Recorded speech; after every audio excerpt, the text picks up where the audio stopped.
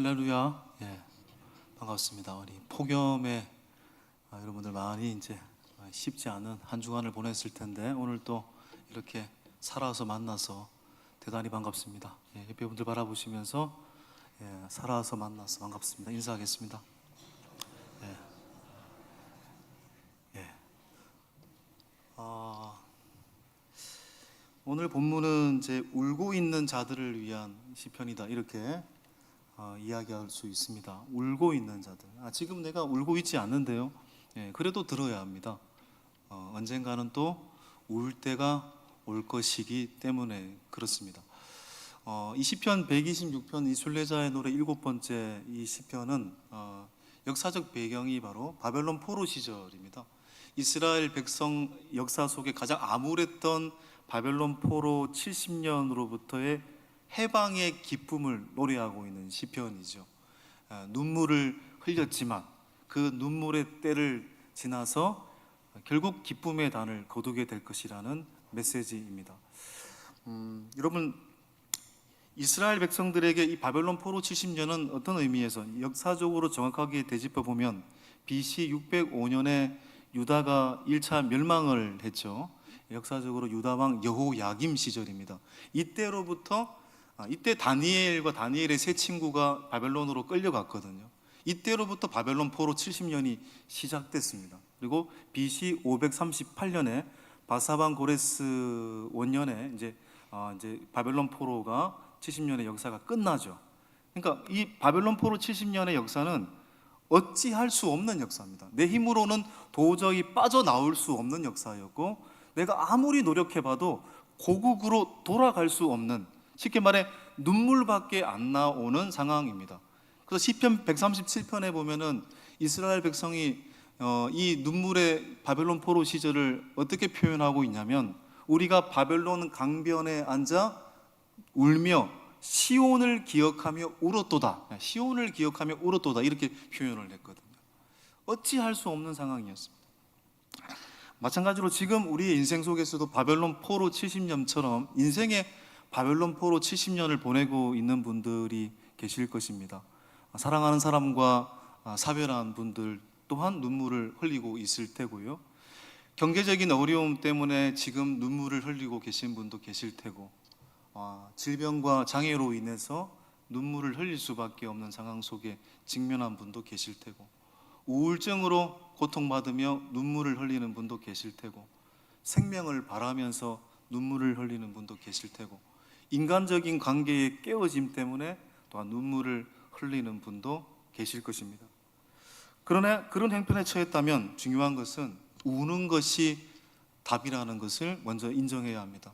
울 때 울지 않으면 그게 더 큰 불행을 자초할 수 있습니다. 맥스 루케이도 목사님의 이 행복 연습이라는 책에 보면은 휘틀 크리스웰이라는 사람의 이야기가 등장합니다. 휘틀 크리스웰이라는 사람은 태어날 때부터 모태신앙이었습니다. 그런데 그냥 썬데이 크리스찬으로 살았습니다. 거듭나지 못한 그리스도인입니다. 그냥 교회만 왔다 갔다 했습니다. 그랬던 그가 어느 날 도박 중독에 빠졌습니다. 중독 중에도요, 도박 중독이 가장 끊기 힘들다고 하더라고요. 아시죠? 전혀 모르시군요. 도박 중독에 빠져서 이 크리스웰이 어떤 행동까지 하냐면 자기가 다니는 직장이 은행이었는데 은행의 돈을 하루하루 이렇게 교묘하게 횡령을 했습니다.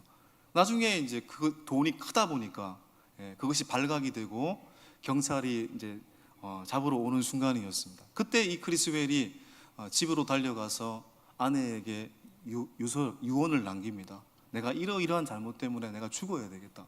그래서 방으로 들어가서 권총을 꺼내가지고 머리에다가 권총을 들이댔는데 도저히 죽을 수가 없겠다랍니다. 왜냐하면 그 순간 지옥에 대한 두려움이 생겼기 때문이었습니다. 도저히 죽을 수가 없었습니다. 근데 그 순간 아내가 유언장을 받잖아요. 유서를 받잖아요. 유서를. 결국 경찰에 신고를 하고 결국은 이 크리스웰은 경찰에 연행이 되고 결국 감옥에 들어가게 되었습니다. 경찰에게 잡히고 감옥에 들어갔을 때 인간적으로 보면은 너무너무 부끄러웠습니다. 그러나 동시에 한편으로는 너무너무 마음에 안도감이 밀려왔습니다. 이제는 더 이상 거짓말하지 않아도 된다는 것, 그리고 더 이상 도망가지 않아도 된다라는 안도감 때문에 오히려 마음이 편안했습니다. 그는 감옥에서 뜨거운 눈물을 흘리면서 하나님의 사랑을 느꼈습니다.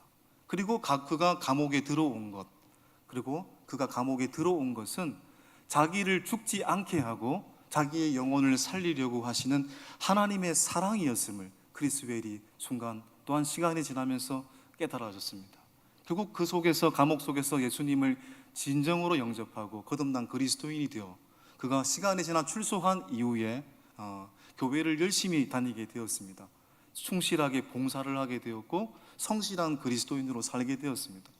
이것을 본 어떤 교회 목회자가 그를 정식 부교역자로 초빙을 하게 되었고, 또 시간이 지나서 켄터키 지역이었는데요, 그 교회의 정식 담임 목사로 청빙을 받게 되었습니다. 그리고 그 크리스웰 목사님이 이끄는 그 교회는 켄터키 주에서 가장 건실한 교회로 성장했다라는 이야기였습니다.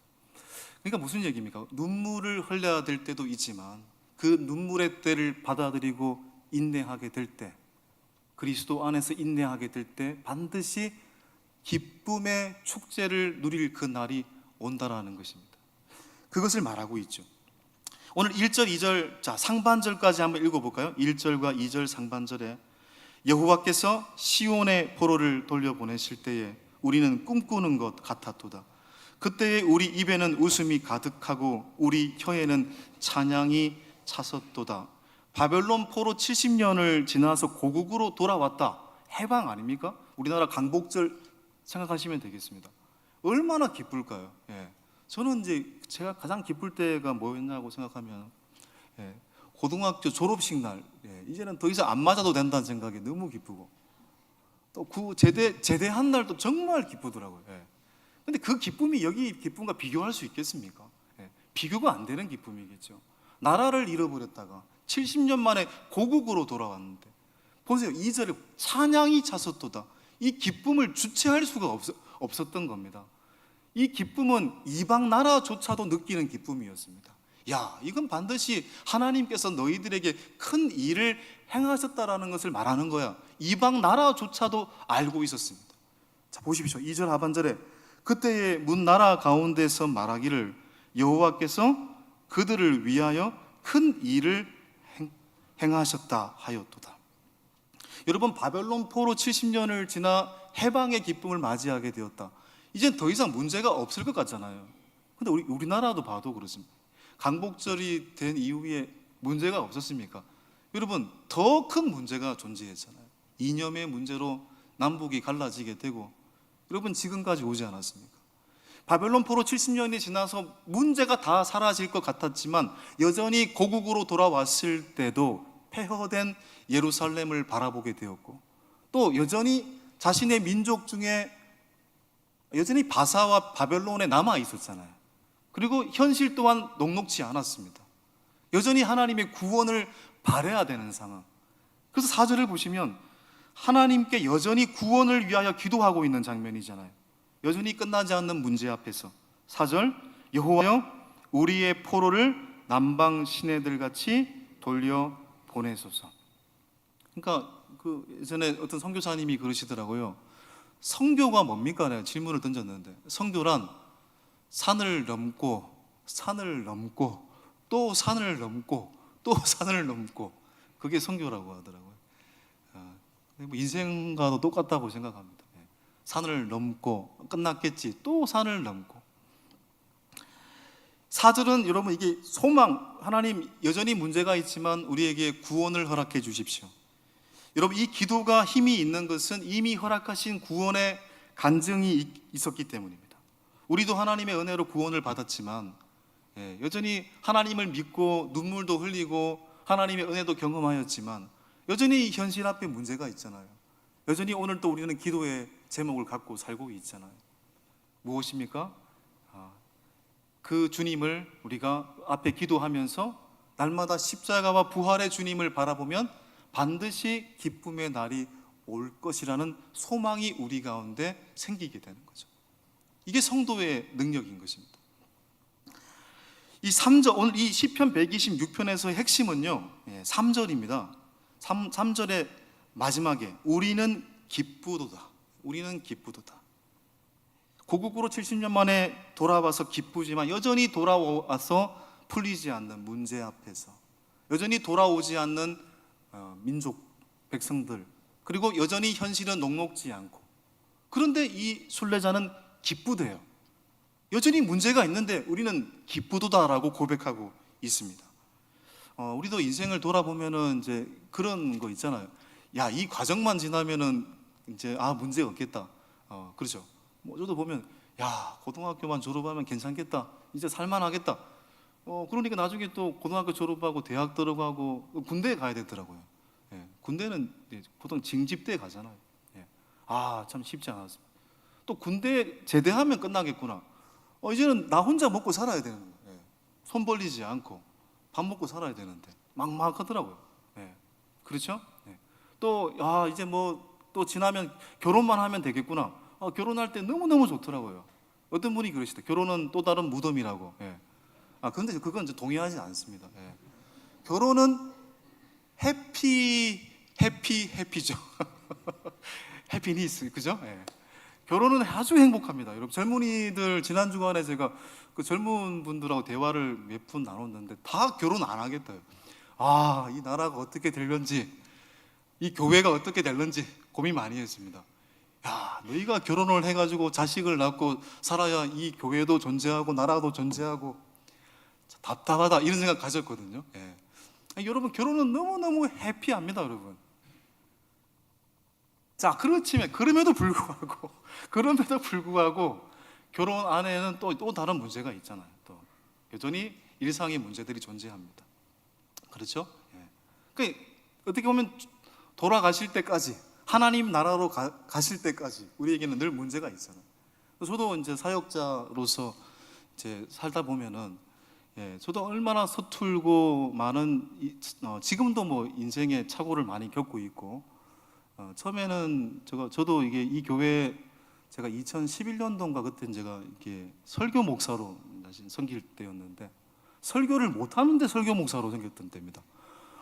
그런데 그때 제가 진짜 끔찍한 일을 경험했죠. 일부 예배를 펑크낸 놀라운 역사를 제가 갖고 있는 사람입니다. 12년 전에. 지금 12년 전 일이니까 제가 기억합니다.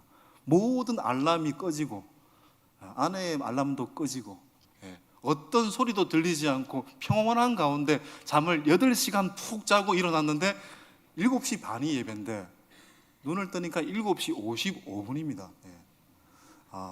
망했다 생각했고요. 그런데 그때 우리 부교육자분이 너무 대처를 잘 하셔가지고, 제가 그분을 그 이후부터 거의 제가 너무너무 훌륭하다고 제가 섬겼던 적이 있는데, 그러니까 돌아보면 실수투성이죠. 이 과정이 끝나면 괜찮겠지. 뭐 이렇게 신대원 졸업하면 괜찮겠지. 또 신대원 졸업하고 전도사 시절 뭐 괜찮겠지. 목사 한 수 받으면은 뭐 엄청난 초능력이 생기겠지. 천만의 말씀 만만의 콩톡 같은 이야기죠. 또 담임 목회자가 되면 뭐 살만하겠지. 여러분, 또 다른 문제가 또 늘 존재하는 거죠. 우리의 인생도 늘 문제 앞에 서 있습니다. 여러분의 인생도 늘 문제 앞에 서 있습니다. 그런데 오늘 순례자는 우리는 기쁘도다라고 고백합니다. 어떻게 여전히 문제가 있는데 우리는 기쁘도다, 이렇게 현재 이 순간 이런 고백을 할 수 있을까요? 여러분, 우리가 이 기쁨이라는 말은요, 그리스도인됨의 가장 강력한 특징입니다. 그렇죠? 성령의 열매 중 9가지 열매 중에 가장 중요한 첫 번째 나오는 열매가 뭡니까? 사랑. 두 번째가 뭡니까? 기쁨이잖아요. 희락이잖아요. 예수님께서 가나 혼인 잔치에서 물을 포도주로 바꾸시는 첫 번째 이적을 행했던 그 이적의 의미도 그 가나 혼인 잔치에 잃어버릴 수 있는 기쁨을 주시기 위해서였잖아요. 여러분, 그 기쁨은 그만큼 중요한 겁니다. 그런데 삶을 살다 보면 인생의 바닥을 경험할 때가 있잖아요. 그때는 눈물을 흘려야 되잖아요. 바닥을 칠 때 눈물을 흘리지 않는 것은 문제입니다. 그 눈물을 흘리는 것을 보고 어떤 누군가가 당신은 기뻐하지 않는 것을 보니 그리스도인이 아닙니다라고 말할 수 없잖아요. 말할 수 없잖아요. 눈물을 흘릴 때가 있는 겁니다. 결국 기쁨이라는 것은 구원의 조건이 아니라 구원받은 자가 순간순간 회복해야 될 열매인 것입니다. 24시간 어떻게 기뻐해요? 24시간 여러분 웃는 사람을 뭐라고 부릅니까? 우리는 여러분 24시간 360일 늘 웃는다, 그런 사람을 뭐라고 부르죠? 미친님이라고 부릅니다. 미친님이라고 부르죠. 기쁨을 빼앗기지 않는다라는 것이 핵심인 겁니다. 어떤 순간에도 기쁨을 복원한다. 때론 세상의 오락을 통해서 기쁨을 얻으려고 하잖아요. 저도 뭐 이렇게 드라마도 좋아하고 영화도 좋아하고, 저는 게임은 전혀 안 좋아하는 사람이고요. 근데 이 드라마를 보면 저는 집에 가서 혼자 이렇게 막 이어폰 끼고 드라마 볼 때가 가장 행복해요. 가족들 방해받지 않고 나는 드라마 보고 있습니다, 현재. 그런데 여러분, 또 보고 나서 뭐 눈물도 흘리고 깔깔깔 웃지만 그 기쁨 오래 가지 않아요. 뭔가 좀 아쉽죠. 공허하죠. 세상의 기쁨은 더 큰 쾌락을 요구하고 더 큰 오락을 요구하죠. 진정한 이 현재 내가 누리는 기쁨은 그것에 있지 않는 거죠. 그런데 오늘 순례자는 우리는 기쁘도다. 그럼 이 기쁨의 근원은 뭡니까? 왜 기쁜 거죠? 왜 기쁜 거죠? 자, 보십시오. 첫 번째, 함께 읽어보겠습니다. 순례자가 누리는 현재의 기쁨의 근원은 하나님이시기 때문입니다. 여러분, 마틴 루터 종교개혁자는 구원을 결혼으로 비유했습니다. 여러분 알다시피 예수님을 신랑으로 비유하고 우리를 신부라고 이렇게 비유했습니다. 여러분, 신랑과 신부가 결혼합니다. 근데 예를 들어 신랑이 엄청 부자입니다. 엄청 부자인데 신랑하고 결혼하는 순간 그 신랑의 여러분 그 부유함이 결혼하는 그 다음 날부터 뭐가 됩니까? 신부의 부유함이 되는 거잖아요. 맞습니까? 안 잘 모릅니까? 그렇다고 칩시다. 그렇죠. 신랑이 부자면 여러분 신부도 부자가 되는 거죠. 그죠? 신랑의 통장이 신랑의 명의로 돼 있다 할지라도 언젠가는 내가 빼앗아 올 거야, 이런 소망이 있잖아요. 이런 소망이 있잖아요. 여러분, 신랑이 주는 그 부가 신부의 부가 된다, 결혼하는 순간. 이건 뭘 의미하는 걸까요? 그 부가 기쁨이라는 것이 아니라 그 부를 갖고 있는 신랑이 기쁨의 근원이다라는 얘기잖아요. 마찬가지 아니겠습니까? 우리가 이 세상의 모든 것을 창조하신 하나님, 이 땅을 다스리시는 하나님, 이 세상의 모든 만물을 주관하시는 하나님, 그 하나님이 우리 아버지고 그분과 내가 언제나 밀접한 관계를 맺고 산다. 이게 최고의 기쁨의 근원인 거죠. 이거면 게임이 끝난 거죠. 우리의 기쁨의 근원은 나와 언제나 동행하고 계시는 하나님인 거죠. 이거 하나만 우리가 확신해도 기뻐할 수 있는 거죠. 그러면 그 하나님의 무엇 때문에 기뻐하는 것인가? 두 번째 보면 순례자가 누리고 있는 이 기쁨의 근원은 뭡니까? 둘째 한번 읽어볼까요? 순례자가 누리는 이 현재의 기쁨은 과거와 관계가 있기 때문에. 이때 과거는 뭘까요, 여러분? 3절에 나와 있습니다. 자, 3절 볼까요? 3절 시작.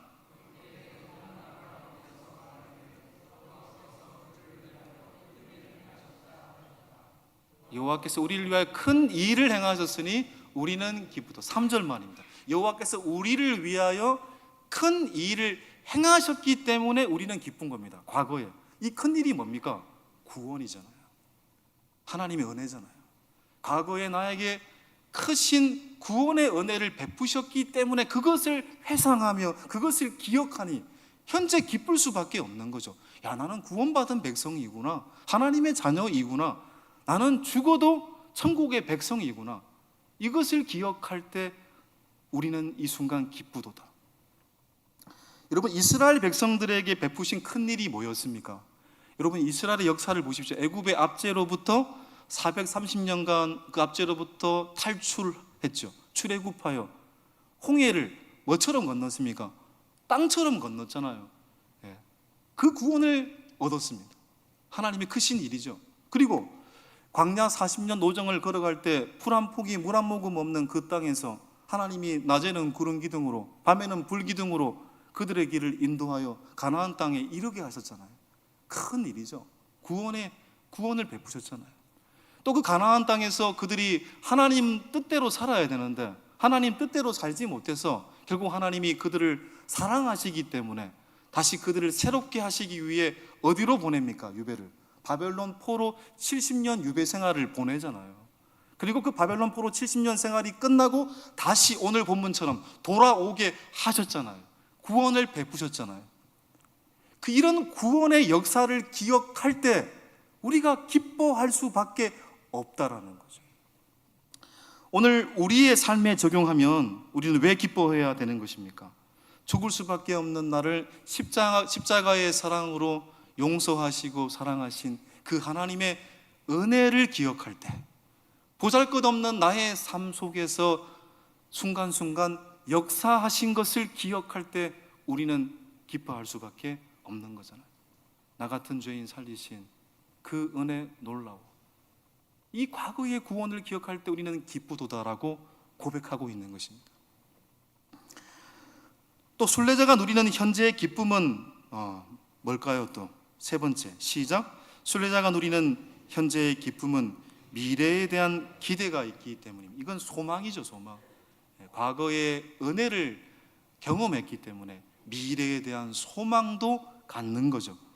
4절 보십시오. 4절. 여호와여 우리의 포로를 남방 시내들 같이 돌려 보내소서. 이 남방이라는 말이 이제 성경의 다른 번역에 네게부라는 사막지대입니다. 비가 거의 안 와요. 이 네게부 지역은, 남방은 늘 사막, 풀 한 폭이 물 한 모금 없는 곳입니다. 그런데 딱 비가 올 때가 딱 한 번 있어요. 우기 때 비가 사막과 같은 네게부 남방에 비가 내리거든요. 그러면 그때 꽃이 만발합니다.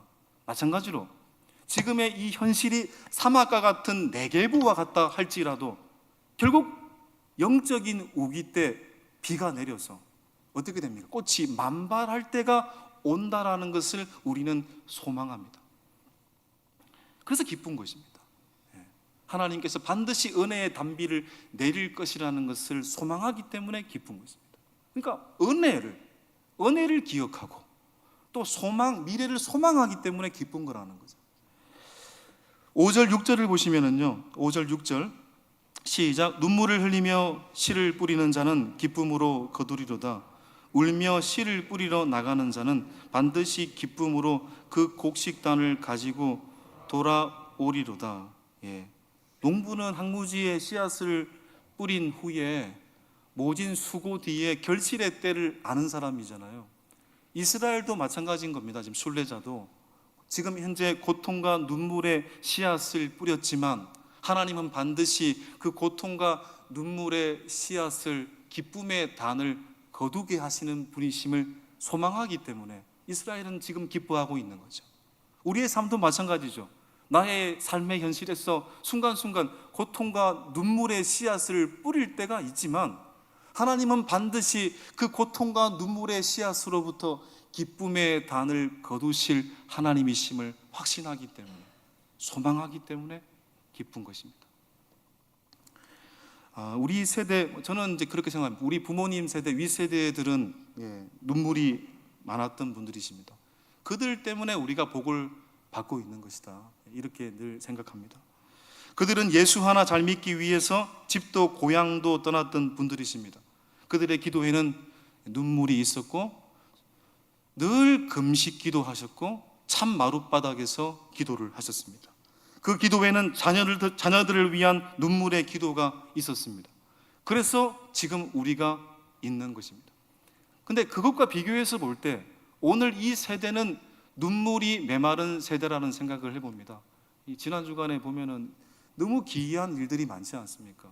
눈물의 세대가 되어야 되는데 분노의 세대가 되고 있는 이 시절을 보면서 너무너무 부끄럽다는 생각이 듭니다. 참으로 두려운 일이고 다음 세대에게 미안한 일이기도 합니다. 부모에게 눈물의 기도가 없다면 어떻게 자식이 기쁨의 단에 열매를 맺을 수 있겠습니까? 좋은 학원 보내고 좋은 가해시키고 이것도 부모의 사랑이겠지만 가장 중요한 것은 부모의 눈물이 있어야 돼요. 눈물의 기도가 있어야 자녀가 바르게 성장할 수 있는 거예요. 하나님의 나라, 민족, 한국교회, 가정을 위한 기도도 눈물이 있어야 기쁨의 응답이 오는 겁니다. 그런 의미에서 저부터 과연 나는 눈물을 뿌리고 있는가?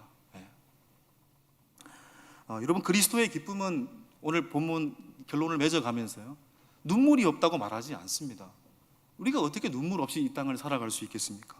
그러나 그리스도인의 기쁨은 그 눈물 가운데서도 현재의 눈물보다 나의 삶 속에서 역사하신 하나님의 과거의 구원, 거기에 집중하는 겁니다. 동시에 앞으로 베푸실 하나님의 소망, 거기에 집중하는 겁니다. 이미 베푸신 과거의 하나님의 은혜, 앞으로 베푸실 하나님의 소망, 이것에 집중하는 것이 그리스도인입니다.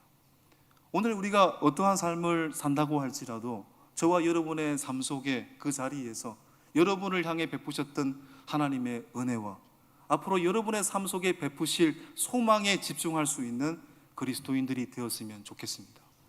왜냐하면 기쁨은 우리가 노력해서 얻는 게 아니잖아요. 그 세가족 성경 공부 보면은요, 하나님이 주시는 것, 사람이 주시는 것, 이렇게 분류한 게 있더라고요. 희락, 여러분, 희락은 누가 주는 겁니까? 기쁨. 진정한 기쁨은 내가 얻는 게 아닙니다. 하나님이 주셔야 기쁨을 얻을 수 있는 거죠. 하나님이 주셔야. 그런 의미에서 우리가 하나님이 베푸신 은혜와 앞으로 베푸실 하나님의 소망에 집중하게 되면 빼앗겼던 기쁨도 복원할 수 있는 것입니다. 우리는 기쁨을 24시간 높은 자리에 앉아 있고 벼락 부자가 되고 벼락 출세한 사람이 되고 이걸 기쁨이라고 생각하잖아요. 여러분, 부자도 불행할 수 있거든요. 높은 자리에 앉는 사람도 불행할 수 있잖아요. 가난한 사람도 기뻐할 수 있는 거죠. 기쁨은 그런 환경에 달려 있는 것이 아니다는, 근본적으로 20세기 최고의 기독교 변증가인 C.S. 루이스가 쓴 예기치 않는 기쁨이라는 그 책에 보면은 기쁨이 뭐냐, 의외성에 대한 이야기를 하고 있습니다. 의외의 사람이 나에게 선물을 줄 때, 예상치 않는 때에 어떤 기쁨의 소식을 들을 때, 그때 정말 기쁜 거잖아요. 기쁨은 마치 그런 거다. 거창한 것이 아닙니다. 시편 16편 11절에 보면은요, 이런 말씀이 있어요.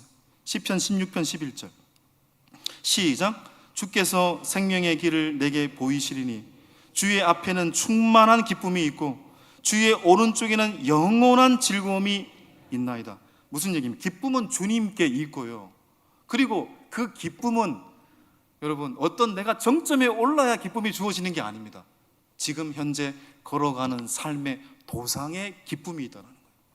길 속에 기쁨이 있다는 거예요. 열심히 일하다가 잠시 허리를 펴서 내 이마에 흘러내리는 땀방울, 그 보람찬 땀방울의 뿌듯함, 기쁨이 있는 거죠. 그리고 밤늦게 퇴근해가지고 자녀가 자고 있는 방문을 열었을 때 이불을 뒤척거리는 그 자녀의 이불을 덮어주었을 때 느끼는 자녀를 향한 어떤 따뜻한 그 느낌, 그 기쁨. 또한 교회의 봉사를 하느라 힘든 하루였지만 함께 수고한 성도들의 얼굴을 보면서 서로 차 한 잔 마시면서 빙긋 웃을 때 다가오는 그 행복함, 삶의 도상에 이런 기쁨이 있죠. 무엇을 기억할 때? 하나님의 은혜를 기억하고 앞으로 다가올 소망을 잊어버리지 않을 때 우리는 이 일상에서 이 기쁨을 순간순간 누릴 수가 있다는 말이잖아요. 사랑하는 여러분, 당장 오늘 저녁 무엇을 먹을까 걱정이 되고 고민이 되겠지만 또 우리에게 완벽한 행복은 없다라고 우리는 생각하겠지만, 그럼에도 불구하고 우리는 기쁨을 순간순간 느끼며, 진정한 기쁨을 빼앗기지 않고 살 수 있습니다. 무엇을 기억할 때? 지금도 나와 함께하고 계시는 하나님, 그 하나님의 은혜를 생각할 때, 그 은혜의 하나님이 우리의 삶을 소망으로 열어주실 것이라는 것을 확신할 때 우리는 어떤 순간에도 기쁨을 빼앗기지 않는 하나님의 백성이 될 줄 믿습니다. 그 믿음으로 이 한 주간 일평생 살아가시는 복된 그리스도인들 다 될 수 있기를 간절히 축원합니다. 함께 말씀 기억하시면서 찬송가 370장 찬양하겠습니다.